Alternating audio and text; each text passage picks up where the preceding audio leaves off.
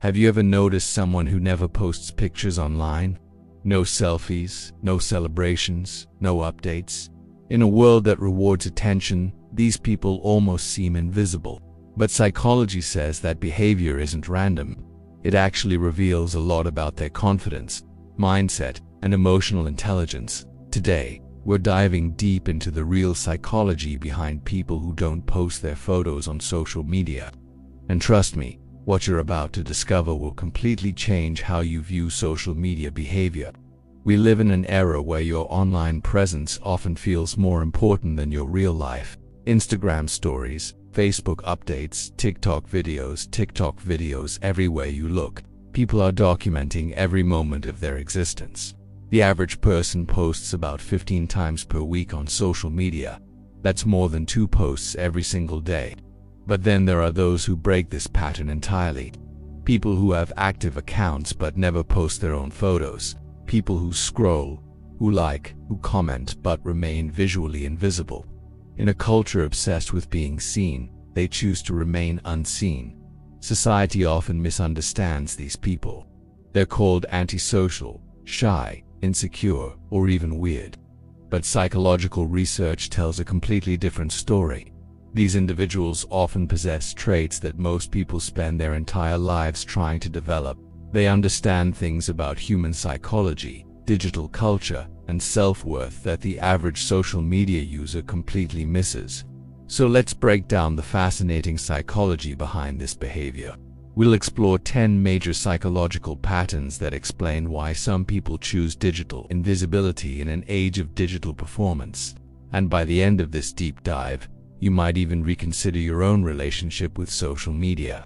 1.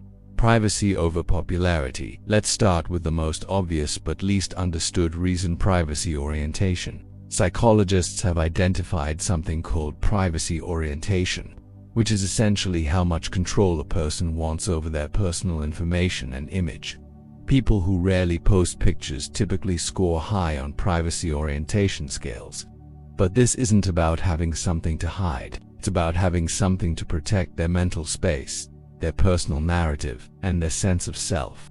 Here's what most people don't understand. Privacy-oriented individuals see their life as their own story, not a public performance. They're not antisocial. They're selectively social. There's a massive difference. Research from the Journal of Personality and Social Psychology shows that people with high privacy orientation have stronger boundaries in all areas of life. They're better at saying no. They're clearer about what they share and with whom.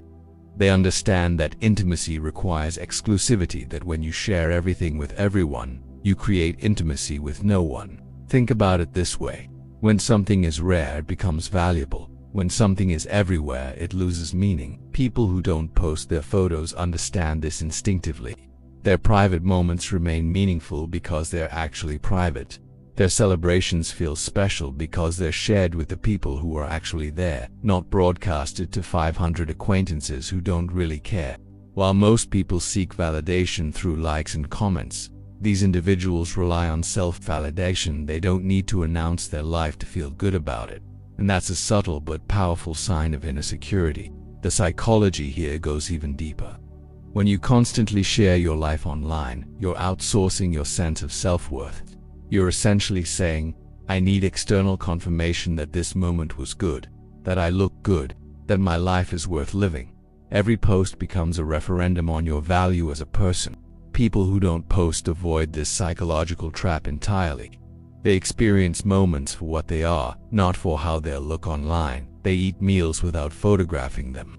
They enjoy sunsets without capturing them. They celebrate achievements without announcing them. This creates a fundamentally different relationship with reality, one where life is lived, not performed. Privacy-oriented people also understand something crucial about digital permanence. Everything you post online creates a permanent record.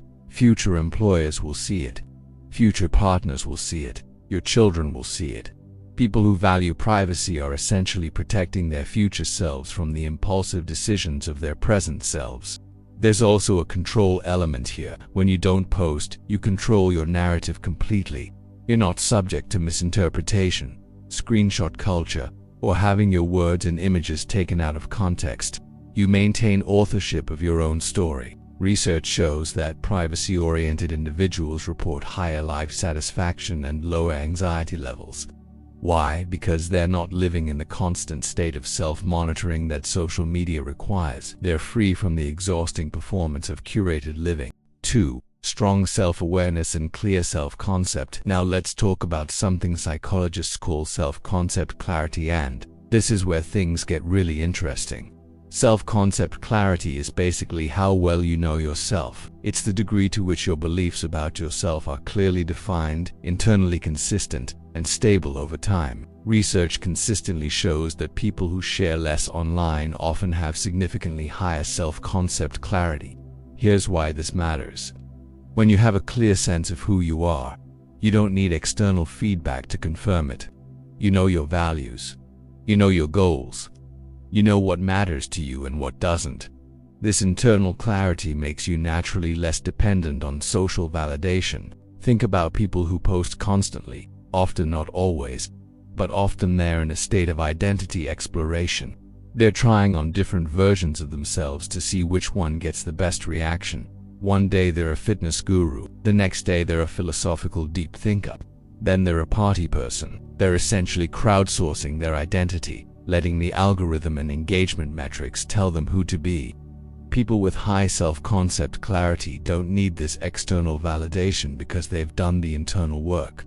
They've spent time in genuine self-reflection. They know who they are independent of who's watching. Research from Dr. Jennifer Campbell at the University of British Columbia found that people with low self-concept clarity are more influenced by social feedback. They change their opinions based on what others think. They make decisions based on what will look good rather than what aligns with their values. They're essentially living someone else's life, or more accurately, living for everyone else's perception.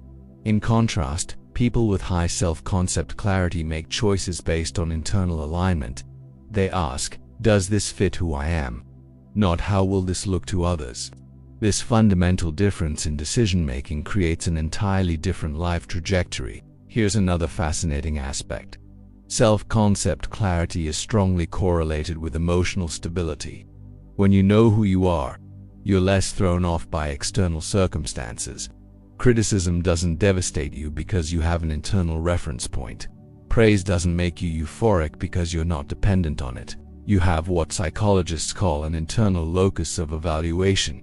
You judge yourself by your own standards, not others. People who don't post photos often demonstrate this internal locus of evaluation beautifully.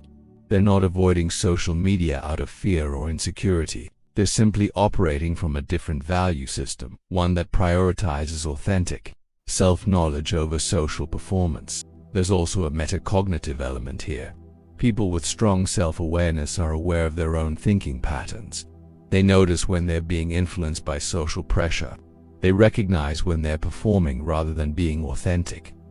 This metacognitive ability allows them to make conscious choices about their social media behavior rather than just following the herd. Studies using experience sampling methods where researchers track people's emotions throughout the day show something remarkable. People with high self-concept clarity report more consistent emotional states. They're not riding the roller coaster of social media validation. Their mood doesn't spike with likes or crash without them. They maintain emotional equilibrium because their sense of self isn't tied to external metrics. This self-awareness also extends to understanding their own limitations and vulnerabilities. People who do UNT post often recognize that they might be susceptible to comparison or validation seeking if they engage heavily with social media. Rather than fighting this tendency, they simply remove themselves from the situation. This is actually a sophisticated form of emotional regulation. The goal orientation of these individuals is also different. Research shows they're more focused on mastery goals, becoming genuinely good at something rather than performance goals, looking good to others. This fundamental difference in motivation means they invest their energy in actual skill development rather than the appearance of success. 3. Emotional security and secure self-esteem. This brings us to one of the most important psychological factors: emotional security. Psychologists distinguish between two types of self-esteem: contingent self-esteem and secure self-esteem. Contingent self-esteem is fragile. It depends on external validation, achievements, and other people's opinions. Secure self-esteem is stable. It's based on unconditional self-acceptance rather than conditional achievement.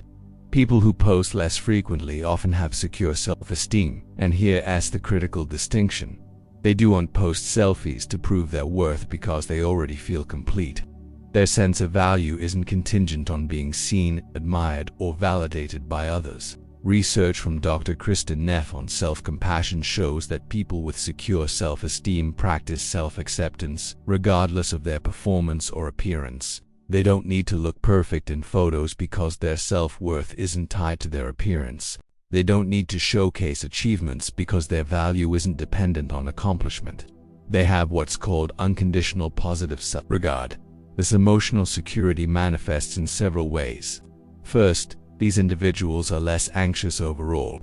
Studies show that heavy social media users experience significantly higher anxiety levels, particularly social anxiety. They're constantly worried about how they're being perceived. People who don't post avoid this anxiety entirely. Second, they're less approval-seeking. Approval-seeking behavior is exhausting. It puts you in a constant state of trying to please others, reading social cues, and adjusting your behavior based on others' reactions. People with secure self-esteem don't need this approval because they've learned to approve of themselves. Third, they're more focused on real-world goals. When you're not spending mental energy on your online image, that energy goes somewhere else, usually into meaningful pursuits. Research shows that people who spend less time on social media accomplish more in their careers, relationships, and personal development. It's not that they have more time, we all have the same 24 hours at S, that they have more mental bandwidth. There's also fascinating research on what's called contingencies of self-worth. Dr. Jennifer Crocker's work at Ohio State University identified 7 domains where people stake their self-worth: appearance, competition, academic competence, family support, God's love, virtue, and others' approval. People who post constantly often have their self-worth contingent on appearance and others' approval, the two most unstable domains. These change constantly based on context, comparison, and social feedback. People who don't post tend to base their self-worth on more stable domains like virtue, personal values, and internal standards. This creates a completely different emotional experience of life. When your self-worth is contingent on unstable factors, you're on an emotional roller coaster. Good day, lots of likes, feeling great. Bad day, few likes, feeling worthless. This is exhausting and ultimately unsustainable. When your self-worth is based on stable internal factors, you maintain emotional equilibrium. You have what psychologists call affect stability. Your emotions don't swing wildly based on external circumstances. You can handle criticism without falling apart. You can receive praise without becoming dependent on it. Emotionally secure people also demonstrate something called differentiation. This is the ability to remain yourself in the presence of others. They don't become chameleons, changing their personality based on who's around. On social media, this means they don't curate different versions of themselves for different audiences. They readjust consistently themselves, which is why many choose not to post at all rather than engage in the exhausting work of image management. There's also a paradox here that's worth noting. People often think that those who don't post lack confidence, but psychological research suggests the opposite. It takes tremendous confidence to be invisible in a culture that equates visibility with value. It takes secure self-esteem to not need the dopamine hit of social validation. The person who does UNT post is often more confident than the person who posts 10 times a day seeking reassurance. Research on fear of missing out (FOMO) shows that people with secure self-esteem experience it far less frequently. They do want to know what everyone else is doing because they are content with their own choices. They do want to be at every event because their sense of belonging is undependent on constant social participation. This emotional security creates a fundamentally different relationship with both social media and life itself. For deep thinkers, not show-offs, the power of introspection. People who stay quiet online are often profoundly introspective. And this isn't just a personality preference, it's a cognitive orientation that shapes how they process information and make decisions. Let's talk about something called cognitive reflection. It's the tendency to engage in effortful thinking rather than relying on intuitive, automatic responses. Studies show that people who score high on cognitive reflection tests are less likely to engage in frequent social media posting. Why? Because they think before they speak, or in this case, before they post. They ask themselves, why am I sharing this? What purpose does it serve? How will this be interpreted? Is this authentic, or am I performing? These questions don't come from insecurity. They come from thoughtfulness. Introspective people have a different relationship with their own thoughts and experiences. They process internally before expressing externally. When something happens to them, their first instinct isn't to share it, it's to understand it.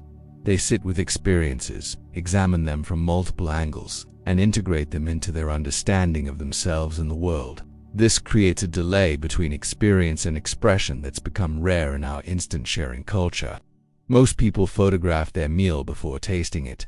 Introspective people taste their meal, enjoy it, reflect on it, and maybe mention it in conversation later if it's relevant. The experience itself is primary. The sharing is optional and secondary. Research on meaning-making shows that introspective processing leads to deeper personal growth. When you immediately externalize an experience by posting it, you bypass the internal processing that creates meaning. You trade depth for speed. You trade integration for validation. Introspective people also demonstrate what's called an internal locus of evaluation. They judge themselves by their own standards, not others. This is a cornerstone of psychological maturity. Children have an external locus of evaluation. They need parents and teachers to tell them if they were doing well. Emotionally mature adults develop an internal locus. They can evaluate themselves accurately without external feedback. Social media, ironically, often regresses us back to an external locus of evaluation. We post something and wait anxiously to see how others judge it. We need the likes to tell us if we made a good choice, if we look good, if we're living well. Introspective people who don't post have maintained their internal locus of evaluation. They know if they look good. They know if their life is going well. They don't need crowdsourced confirmation. There's also a philosophical dimension here. Introspective people often grapple with questions of authenticity and meaning. They're aware of the performative nature of social media and find it at odds with their values. They've read their Heidegger or their Kierkegaard, or they've independently arrived at similar conclusions. That authentic existence requires living for yourself, not for the gaze of others. This doesn't make them antisocial or misanthropic. In fact, research shows that introspective people often have deeper friendships. They prefer meaningful conversations over superficial interactions. They'd rather have dinner with 3 close friends than 300 followers. They understand that depth requires time and focused attention, resources that social media disperses rather than concentrates. Introspective people are also more comfortable with solitude. Studies on solitude show that people who can be alone with their thoughts without distraction are psychologically healthier. They don't need constant stimulation or validation. They can sit quietly and reflect. This comfort with solitude makes them less dependent on the constant social feedback loop of social media. There's a creative element here too. Many artists, writers, and thinkers who don't post frequently cite the need to protect their creative process. Sharing work prematurely can disrupt the delicate internal process of creation. Getting feedback, even positive feedback, can alter your creative vision. Many introspective people understand this instinctively and guard their creative space carefully. The internal dialogue of introspective people is also qualitatively different. They engage in what psychologists call productive self-talk, questioning their assumptions, examining their motivations, considering alternative perspectives. This internal dialogue is rich and complex. Compared to this, the external dialogue of social media often feels shallow and performative. 5. They understand the digital illusion and social comparison. Now we're getting to something really sophisticated: media literacy and psychological awareness of digital dynamics. Many people who don't post their photos have a deep understanding of how social media distorts reality. They're not naive users. They're sophisticated analysts of digital culture who have made conscious choices based on their analysis. Let's start with social comparison theory. Developed by psychologist Leon Festinger in 1954, the theory states that people determine their own worth based on how they stack up against others. Social media has turned social comparison into a 24/7 activity. You're constantly exposed to everyone's highlight reel, their best moments, best angles, best versions of themselves. People who don't post understand this dynamic. They know that social media creates an artificial comparison environment where everyone is competing in an unwinnable race. You can't win because the game is rigged. Everyone only shows their victories, never their defeats. Everyone shows their success, never their struggles. Everyone shows their confidence, never their insecurity. Research by Dr. Ethan Cross at the University of Michigan found that passive Facebook use, scrolling through others' posts, directly decreases well-being. The more people used Facebook over 2 weeks, the worse they felt. This wasn't about social connection. It was about social comparison. People weren't connecting. They were comparing. And comparison is the thief of joy. People who stay above social media or post minimally are protecting their mental health from this comparison trap. They're choosing peace over performance. They're opting out of a game that makes everyone lose. But it goes deeper than just comparison. These individuals understand the concept of digital persona versus authentic self. They recognize that social media encourages the creation of a brand, a carefully curated version of yourself that may or may not reflect who you actually are. The problem with creating a digital persona is that you can become trapped by it. You have to maintain it. You have to keep feeding it content that fits the image. If you've built a persona as someone who's always happy and successful, you can't post about your struggles without disrupting your brand. You've essentially trapped yourself in a performance that never ends. People who don't post avoid this trap entirely. They don't have a persona to maintain because they haven't created one in the first place. They're free to be inconsistent, to change, to grow, to struggle, all without worrying about how it affects their image. There's also an understanding of what's called context collapse. This is when audiences that should be separate, family, colleagues, friends, from different periods of your life, all collapse into one undifferentiated audience on social media. You can't be your full complex self when you're performing for everyone simultaneously. So you create a watered-down generic version of yourself that offends no one but represents no one, least of all you. People who don't post often cite this as a reason.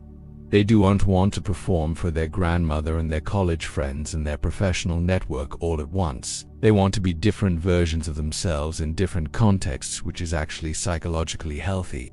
It's called psychological flexibility, and it's a sign of maturity, not duplicity. These digitally aware individuals also understand the economics of social media. They know that platforms are designed to be addictive. They know about variable reward schedules, the psychological principle that makes slot machines and social media equally addictive. They know that every feature is designed to maximize engagement, not user well. Armed with this knowledge, they make a conscious choice. They're not going to let their attention, their self-worth, and their mental health be commodified. They're opting out of a system that profits from their insecurity. Research on media literacy shows that people with higher awareness of media manipulation are less affected by it. They can see through the illusion. They understand that Instagram is not reality, it's a carefully edited, filtered, curated performance of reality. And they choose not to participate in either creating or consuming this performance. There's also an awareness of the permanence and reach of digital information. Everything you post lives forever, can be screenshot, taken out of context, and used in ways you never intended. People who value control over their information and image are naturally cautious about posting. Finally, these individuals often understand the research on social media and mental health. Studies consistently show correlations between heavy social media use and depression, anxiety, loneliness, and poor sleep. While correlation isn't causation, people who are informed about these findings often choose to minimize their exposure. They're essentially practicing preventive mental health care. 6. Preference for authentic connection over broadcasting. Here's something that often surprises people. Individuals who do posts on social media are often more socially connected, not less. They just define connection differently. Let's explore the quality versus quantity dynamic in relationships. Research by Dr. Robin Dunbar suggests that humans can maintain about 150 meaningful relationships. This is called Dunbar's number. But on social media, people often have 500, 1,000, or even several thousand friends or followers. This creates an illusion of connection while actually diluting real relationships. People who don't post have often recognized this dilution effect. They've chosen depth over breadth. They maintain fewer relationships, but those relationships are more intimate, more meaningful, and more satisfying. Studies on relationship satisfaction show that it's not about how many people you know, it's about the quality of your closest relationships.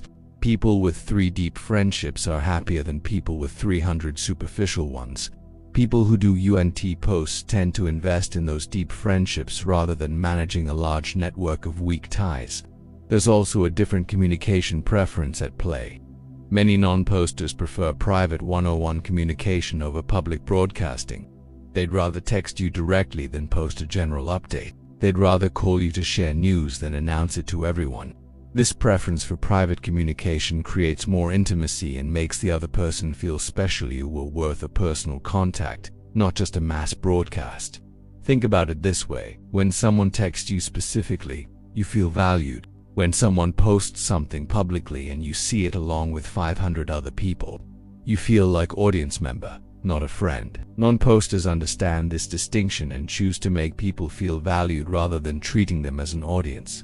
Research on self-disclosure shows that intimacy is created through progressive mutual vulnerability. You share something personal, the other person reciprocates, trust builds, and intimacy deepens.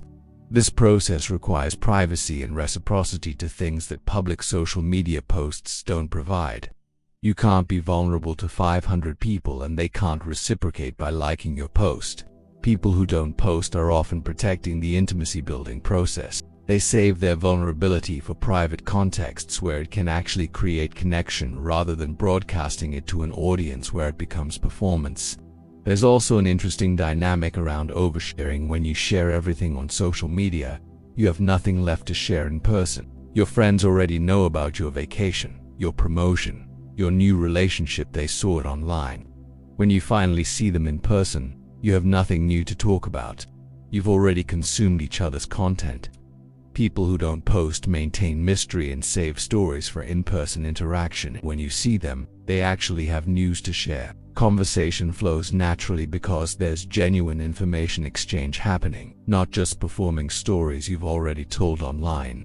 Research also shows that social media can create a false sense of connection that actually prevents real connection.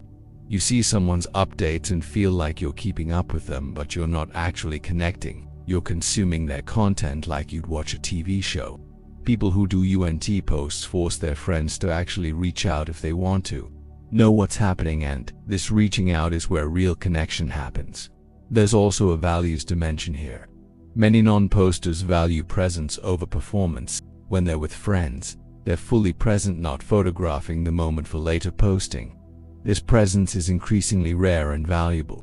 Research shows that just the presence of a phone on the table reduces conversation quality. People who don't post are more likely to put their phones away and engage fully. The concept of emotional labor is relevant here too. Managing a social media presence is work. You have to curate, caption, respond to comments, maintain your image. Many people who don't post have decided this emotional labor isn't worth it. They'd rather invest that energy in their actual relationships, not the digital performance of relationships. Studies on loneliness reveal something counterintuitive. People with large social media networks often feel more lonely than people with small, intimate friend groups. Connection isn't about how many people see your posts, it's about how many people truly know you. People who don't post often have fewer connections, but they're known more deeply by the people who matter. 7. Protecting time, attention, and mental energy. Now let's discuss something that's become precious in the digital age: attention and mental energy. People who don't post on social media have often made a conscious calculation about their most valuable resources, time and attention. They've recognized that social media is designed to capture and monetize these resources, and they've decided not to participate in that exchange. The average person spends 2.5 hours per day on social media. That's over 17 hours per week, 76 hours per month, and 913 hours per year. That's 38 full days every year spent scrolling, posting, and consuming content. People who minimize social media use have essentially reclaimed a month of their life every single year. But it's not just about time, it's about the quality of attention. Research on attention shows that we have a limited capacity for focused attention. Every time you switch tasks, like stopping work to check social media, you incur what's called a switching cost. It takes time to refocus, and you lose productivity. People who don't check social media frequently maintain better focus and accomplish more. There's also the concept of attention residue, researched by Dr. Sophie Leroy. When you switch from one task to another, your attention doesn't immediately follow. Part of it remains stuck on the previous task. So when you're trying to work but keep checking social media, your attention is fractured.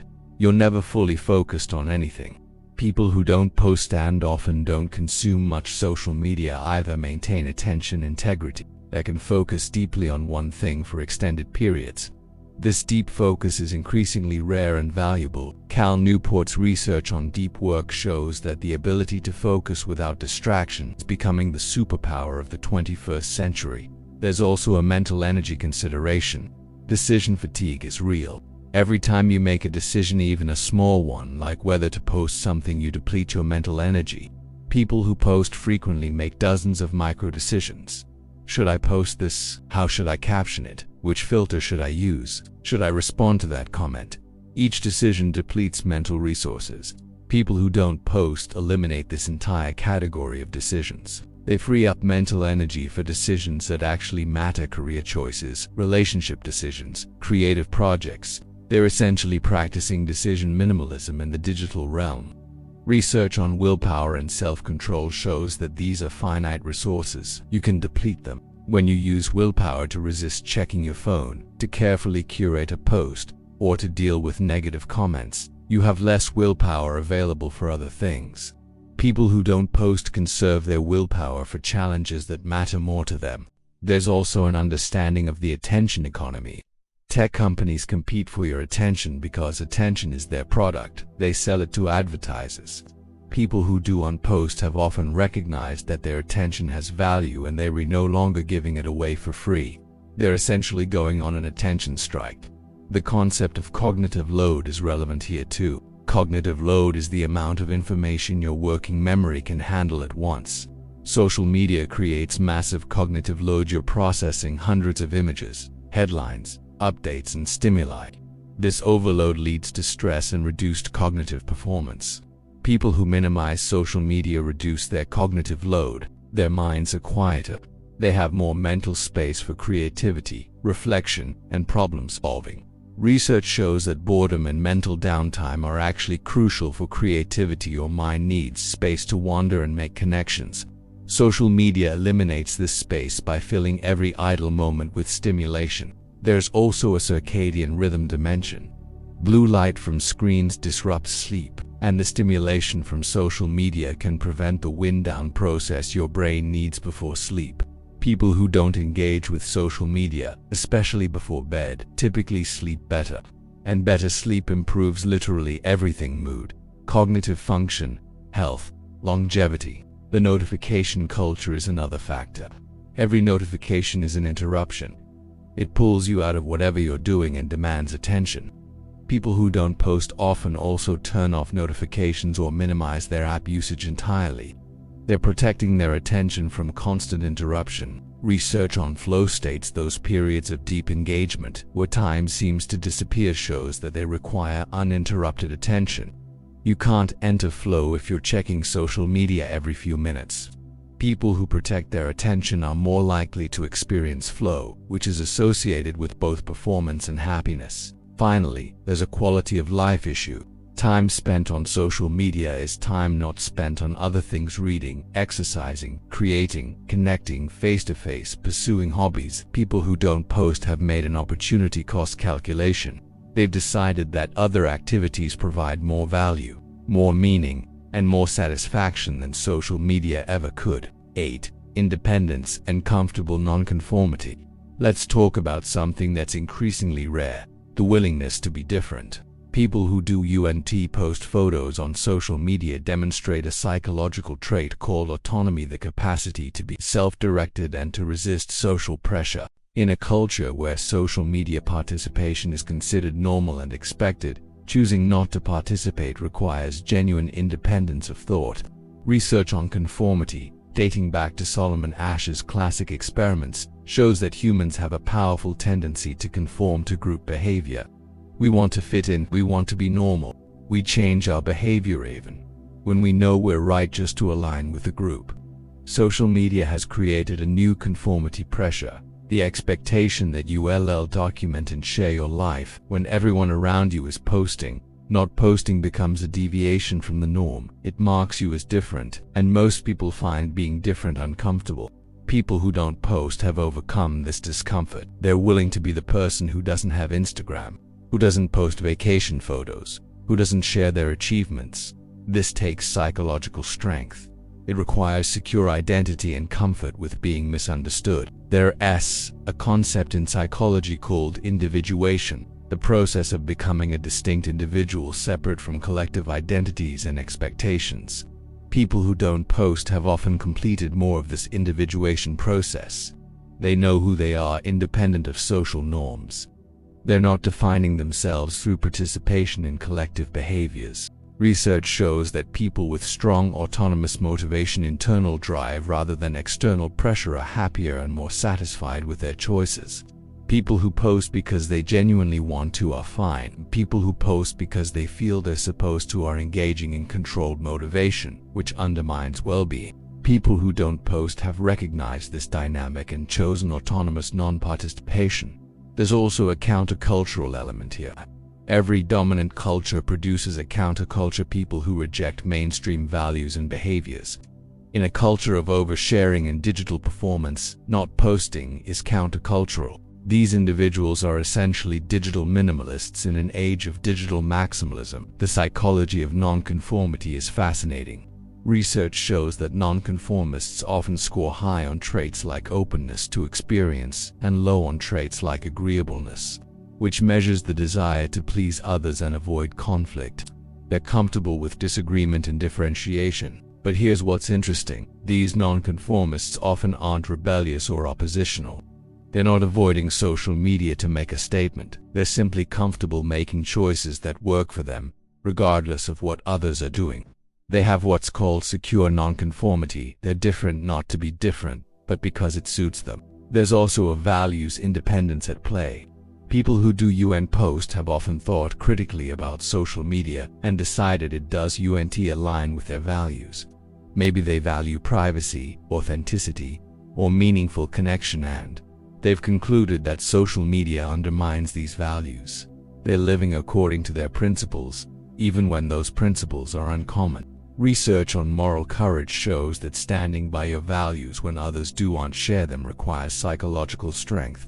It's easy to have values that align with popular opinion. It's harder to maintain values that set you apart. People who don't post often demonstrate this moral courage. The concept of psychological differentiation is relevant here. This is the ability to maintain your sense of self in the presence of pressure to conform. It's about being emotionally separate enough from others that you can think and choose independently. People with high differentiation can be in the world without being controlled by the world. There's also an interesting dynamic around trend resistance. Social media creates viral trends and social contagions, behaviors that spread rapidly through networks. People who don't post are often resistant to these social contagions. They're not doing something just because everyone else is. They maintain independent judgment. Research on peer pressure shows that it doesn't end in adolescence. Adults face peer pressure too. It just looks different. The pressure to be on social media, to post regularly, to maintain a certain image, these are all forms of adult peer pressure. People who don't post have developed immunity to this pressure. Finally, there's a freedom element here. When you're not participating in the social media game, you're free from its rules. You don't have to worry about your personal brand, your follower count, your engagement rates. You're liberated from metrics and performance anxiety. This freedom is increasingly precious in a world obsessed with quantification. 9. Living in the moment, presence over documentation. Now we retouching on something almost spiritual, the quality of presence and the experience of life as it unfolds. People who don't post photos are often more present in their actual lived experience. They're not experiencing life through the mediating lens of how will this look online. They're experiencing life directly, immediately, authentically. There's research on what's called experience taking versus experience sharing. When you're focused on capturing an experience to share it, you're not fully in the experience itself. Part of your attention is split off, planning how to document it, how to caption it, which angle looks best. You become a documentarian of your life rather than a participant in it. People who don't post are full participants. When they're at a concert, they're watching the concert, not watching it through their phone screen. When they're eating a beautiful meal, they're tasting it, not photographing it. When they're with loved ones, they're present with them, not thinking about the post they'll create later. Research in mindfulness shows that present moment awareness is strongly correlated with well-being. Being here, now fully engaged with what's actually happening. This is where satisfaction comes from, not from retrospectively reviewing your documented experiences, but from being fully present for the experience itself. There's a phenomenon researchers call experience interference. When you're taking photos for social media, you actually remember the experience less accurately. Your brain is focused on the documentation process rather than encoding the memory. So ironically, trying to preserve the moment for later actually diminishes your ability to remember it.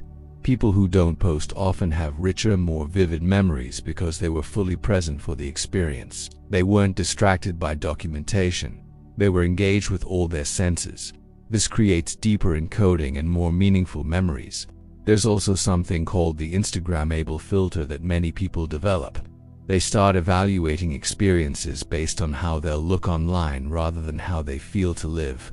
Is this Instagram worthy becomes the question, rather than do I genuinely want to do this? People who don't post don't run experiences through this filter. They choose based on genuine interest, not photogenic potential. Research on hedonic adaptation shows that we get used to things quickly. What excites us initially becomes normal over time. But when you're constantly documenting and sharing, you're actually accelerating this adaptation process. You're consuming your experiences twice, once in reality and once through the screen, and burning out on them faster. People who don't post protect their experiences from this rapid consumption. They savor more, they extract more meaning. They're not rushing through experiences to get to the next shareable moment. There's a philosophical dimension here too, drawing on existentialist thought. Existentialists like Heidegger talked about authentic being in the world versus inauthentic existence. Inauthentic existence is when you're living for the they, the anonymous others, the crowd, the generalized social expectations.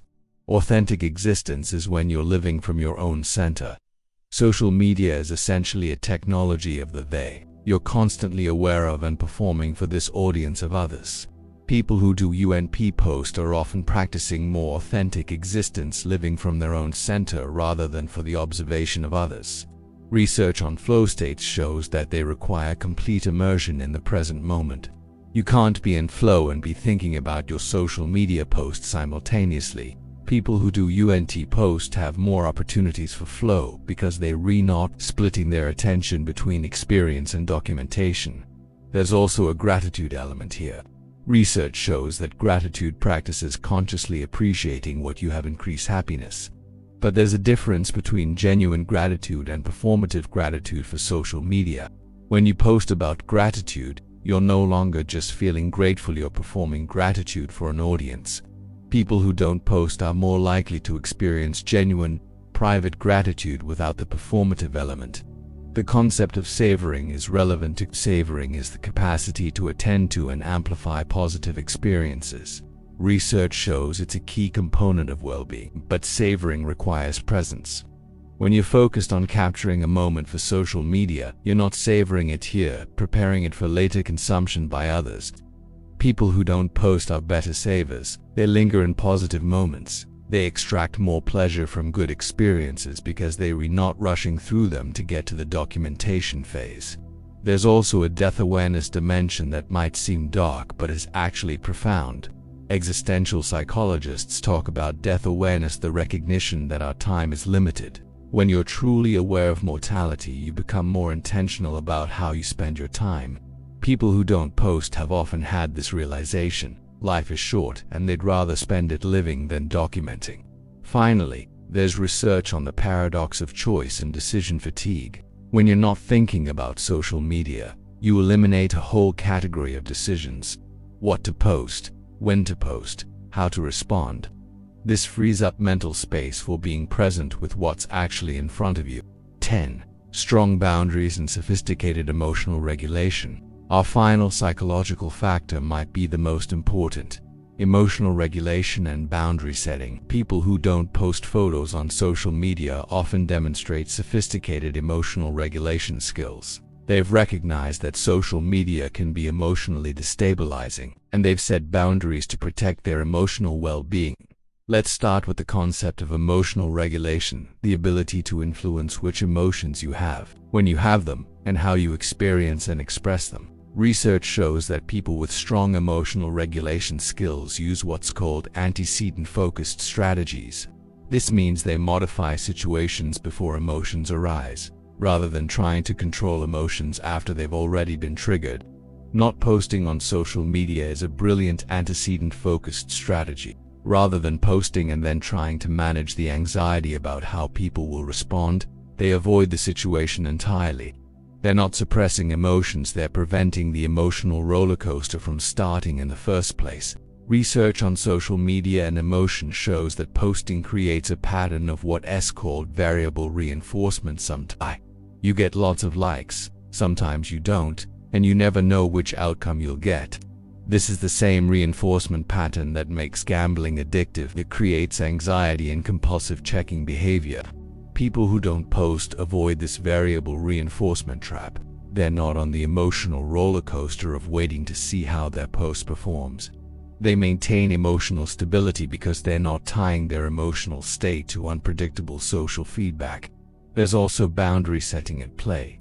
Psychological boundaries are about knowing where you end and others begin, what's your responsibility versus what's others' responsibility. People who don't post often have strong boundaries. They've decided that other people's opinions about their life are not their concern. They're not managing others' perceptions. They're living their own lives and letting others think what they want. Research on codependency and enmeshment shows that people with weak boundaries often become overly focused on others' perceptions and feelings. They lose themselves in trying to please others. Social media exacerbates this pattern. You're constantly aware of and managing others' reactions. People who don't post have maintained healthy boundaries. They're separate enough from others to not need their constant feedback. There's also a self-protection element. Social media can be a harsh environment: criticism, comparison, judgment, even harassment. People who don't post are protecting themselves from these potential harms. This isn't weakness, it's wisdom. They've assessed the risk-benefit ratio and decided the potential emotional cost isn't worth the benefit. Research on stress management shows that avoiding unnecessary stresses is actually a sophisticated coping strategy. It's called proactive coping, anticipating and preventing problems rather than just reacting to them after they occur. Not posting is proactive emotional coping. The concept of energy management is relevant here.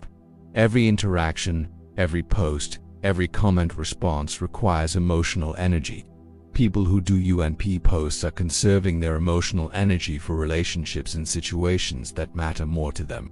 They're not spreading themselves thin trying to maintain a social media presence. There's also an understanding of emotional contagion. Research shows that emotions spread through social networks. When you're constantly exposed to others' curated highlights and achievements, you're exposed to a particular emotional environment. People who minimize social media exposure are controlling their emotional environment more carefully. Research on comparison and envy shows that social media creates perfect conditions for these painful emotions. You're constantly seeing others' successes and comparing them to your own life. People who don't post and don't scroll much are protecting themselves from this comparison trap. The concept of emotional boundaries is important too. These are boundaries around what emotional labor you're willing to take on. Responding to comments, managing your image, dealing with criticism, all of this is emotional labor. People who don't post have decided they're not willing to take on this labor. They're protecting their emotional resources. There's also a recognition of emotional triggers. Many people who don't post have recognized that social media triggers negative emotions for them: anxiety, inadequacy, FOMO, envy.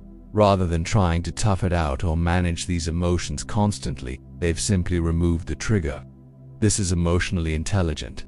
Research on rumination shows that social media can fuel repetitive negative thinking, worrying about how you're perceived, replaying interactions, comparing yourself to others. People who don't post interrupt this rumination cycle by not participating in the situations that trigger it. Finally, there's a self-compassion element. Dr. Kristen Neff's research shows that self-compassion involves treating yourself with the same kindness you'd show a good friend. People who do post are often practicing self-compassion. They're protecting themselves from situations they know are harmful to them, just like you'd protect a friend from a harmful situation. So let's step back and see the bigger picture here. What we've explored isn't just a list of random traits. It's actually a coherent psychological profile. People who don't post their photos on social media tend to be privacy-oriented individuals who maintain strong boundaries and control over their personal information. Self-aware people with clear self-concepts who know themselves independent of social feedback. Emotionally secure individuals with stable self-esteem that doesn't depend on external validation. Introspective thinkers who process internally before expressing externally. Digitally literate analysts who understand how social media distorts reality and choose not to participate in that distortion. Connection-focused people who prioritize depth over breadth in relationships and prefer authentic interaction over broadcasting. Attention-protective individuals who guard their time, focus, and mental energy carefully. Independent thinkers comfortable with non-conformity and living according to their own values. Present-oriented people who experience life directly rather than through the mediating lens of social media. Emotionally regulated individuals with sophisticated boundary setting and self-protection strategies. When you put all of these pieces together, you see something remarkable. These aren't antisocial, insecure, or shy people. These are often the most psychologically mature, emotionally intelligent, and authentic people in our digital age. They've done something that's increasingly difficult. They've thought critically about a dominant cultural practice and made a conscious choice not to participate. They've prioritized their values over social pressure. They've chosen meaning over metrics, presence over performance, authenticity over audience. This raises some profound questions about our digital culture. If the people who are psychologically healthiest are often the ones who post least, what does that tell us about social media? If emotional security, clear identity, and authentic connection correlate with minimal posting, should we be concerned about a culture that makes heavy posting the norm? Research increasingly suggests that we should be. Studies link heavy social media use to increased depression, anxiety, loneliness, and poor sleep. The mental health crisis among young people has paralleled the rise of social media. While causation is difficult to prove definitively, the correlation is concerning. What we're seeing might be a massive collective experiment in human psychology, and we're starting to see the results. The people who've opted out or minimized their participation might be showing us the way forward. This doesn't mean everyone should delete social media entirely. For some people, in some contexts, it serves genuine purposes. Staying connected across distances, building professional networks, sharing creative work. The key is intentionality. The people we've been discussing aren't randomly avoiding social media. They've made conscious, values-based choices. They've asked themselves hard questions. What purpose does this serve in my life? Is it aligned with my values? Does it support or undermine my well-being? And they've acted on their answers. This kind of digital intentionality is what's missing for most people. They're on social media because everyone else is posting because it's expected, scrolling because they're bored. There's no conscious choice, just default participation in a dominant cultural practice. The path forward might not be binary: post or don't post. It might be about developing the same psychological characteristics we've discussed: privacy awareness, self-knowledge, emotional security, introspection, digital literacy, connection, focus, attention protection, independent thinking, present moment awareness, and strong boundaries. With these characteristics, you can engage with social media consciously, intentionally, and in ways that serve you rather than undermine you. Or you can choose not to engage at all. Either way, it's a conscious choice rather than default behavior. So now let me ask you some questions. These aren't rhetorical, they're genuine invitations to self-reflection on privacy. Do you feel you have control over your personal information and image? Or do you feel exposed, like you're constantly managing others' perceptions? When you post, is it because you want to or because you feel you should? On self-knowledge, do you have a clear sense of who you are, independent of social feedback? Can you answer "Who am I?" without referencing your roles, achievements, or how others see you? Does your self-worth depend on external validation or internal standards? On emotional security, does your mood fluctuate based on your social media engagement? Do you feel anxious when posts don't perform well? Do you feel the need to prove your worth through your online presence? On introspection, do you process experiences internally before sharing them? Or is your first instinct to post? Can you sit with your own thoughts without distraction? On digital literacy, do you understand how social media algorithms work? Do you recognize when you're being manipulated into engagement? Can you distinguish between authentic connection and the performance of connection? On connection, are your relationships deep or broad? Do you have people who truly know you or just people who follow you? When did you last have a conversation that wasn't interrupted by phones? On attention, where does your attention go? Are you in control of your focus, or is it constantly pulled by notifications and the urge to check?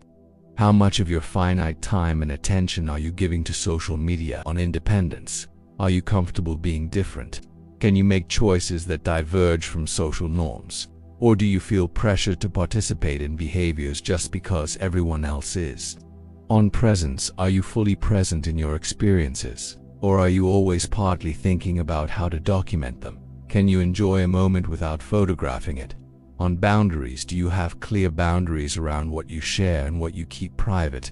Can you protect your emotional energy from unnecessary drains? Do you know when to say no? These questions don't have right or wrong answers, they're diagnostic. They help you understand your relationship with social media and whether it's serving you or whether you're serving it. Here's what I want you to take away from this deep dive. First, people who don't post their photos on social media aren't weird, antisocial, or insecure.